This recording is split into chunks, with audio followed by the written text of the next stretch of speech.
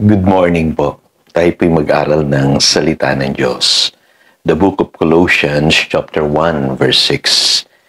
Ito'y lumalaganap at nagdadala ng pagpapala sa buong daigdig, tulad ng nangyari sa inyo, mula nang marinig at maunawaan ninyo ang katotohanan tungkol sa kagandahang loob ng Diyos. The blessing of sharing the gospel.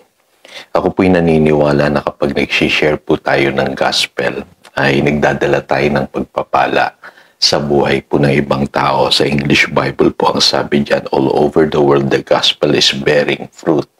Ibig sabihin, namumunga po ito.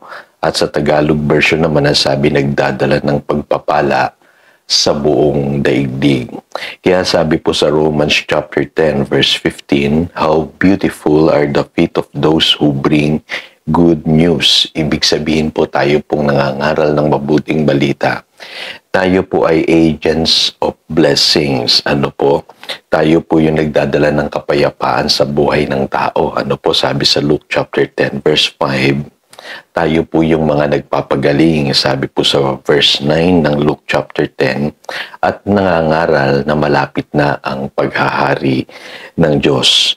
At dadating po yung pagkakataon na ang mabuting balita po ay may pangaral sa buong mundo. Yan po ang pangako ng Habakkuk chapter 2 verse 14. For the earth shall be filled with the knowledge of the glory of the Lord as the waters cover the sea.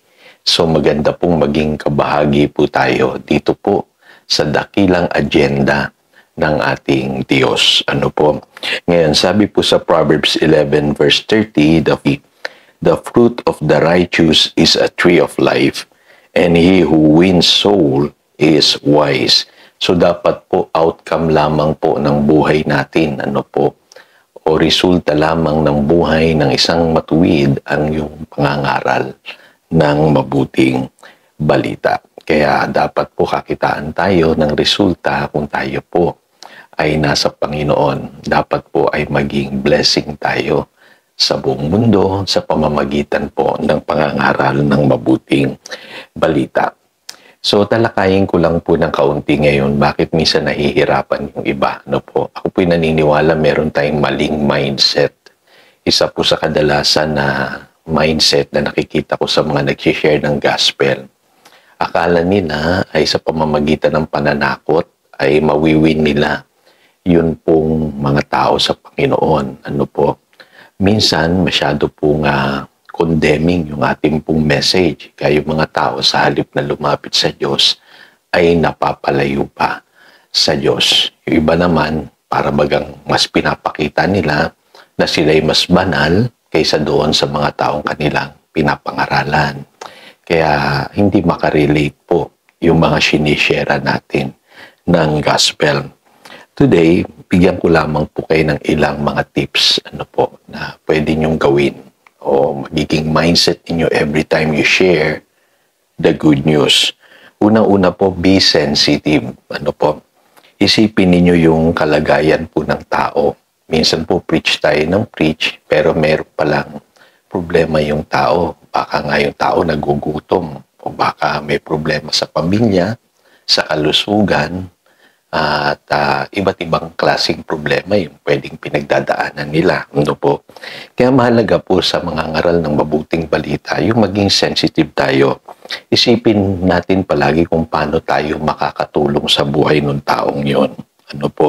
Dahil tayo naman talaga ang nakakaunawa ng tunay na solusyon sa kanilang buhay. Kaya lang siguro sa may mga sakit, sa may problema, hindi natin maiiwasan. Makita muna natin dapat yung kanilang kalagayan. At maramdaman kung ano yung kanilang nararamdaman. Pwede natin silang abutin. Sa pamamagitan po ng pagtulong, pagbibigay ng counseling, pananalangin, at even minsan mga material blessings. Kaya alam niyo po, mahalaga po yung maging sensitive tayo sa pangangailangan ng iba bago natin bahaginan ng mabuting balita. Pangalawa po, simplihan lang natin yung mensahe. Marami po ako napapakinggang nangangaral ngayon Napaka-complicated po nung message na pinapangaral nila. Alam niyo po, John 3:16, naroon na po yung buod ng mabuting balita. Tayo'y mahal ng Diyos, binigay niya ang kanyang kaisa-isang anak upang maligtas tayo sa kasalanan. At si Jesus lamang ang tanging daan sa kaligtasan at ang buhay na walang hanggan ay kaloob ng Diyos. Ano po sa sino mang nananalig sa kanyang anak. Kaya alam niyo po, pagka kinomplicate natin yung message, diyan pa nauuwi yung mga pagdidibate, ano po, pagtatalo. Kaya simplihan lang po natin yung mensahe. Pangatlo po, be authentic. Ano po? Maging totoo tayo. Alam niyo po, isa sa nagtataboy sa maraming tao na lumapit sa Diyos ay yung nakakita sila ng hypocrisy. Ano po? Alam niyo nga ang Panginoong Jesus, ano po, sa Luke chapter 7 verse 34, He was branded as a friend of sinners. So, ibig sabihin, authentic ang Panginoon, nakaka-relate siya doon sa mga sinners, sabi nga ng Bible, at mga tax collectors. Ano po? Pero hindi naman siya nagkakasala. Paano niya nagagawa yon? Ano po? Kasi ini-involve niya yung sarili niya sa buhay ng ibang tao. Ganun dapat po tayo. As long na hindi po sinful yung activity, pwede tayong makisama. Huwag lang tayo makisama. Yun po ang panuntunan ko dyan. Ano po? Kaya halimbawa sa sports, pwede kayong ma-involve. Ano po? Sa mga community activities, sa office. Ano po? Kung ano po yung mga activities nyo dyan. Ano po? Medyo makipag-socialize din po kayo ng konti. As long na hindi po kayo nako-compromise. Ano po? Ako po, ini-involve ko po yung sarili ko sa fitness, sa music, nagtuturo po ako ng music, at kung ano po yung alam ko sa buhay, ay isinishare ko po doon sa ibang tao. At in that way, na-introduce ko sa kanila ang gospel. Ano po, baka kayo iba naman ang inyong talento o skill set, pwede nyo pong i-share yan. Ano po, sa office, sa school, o kung saan man kayo naroroon.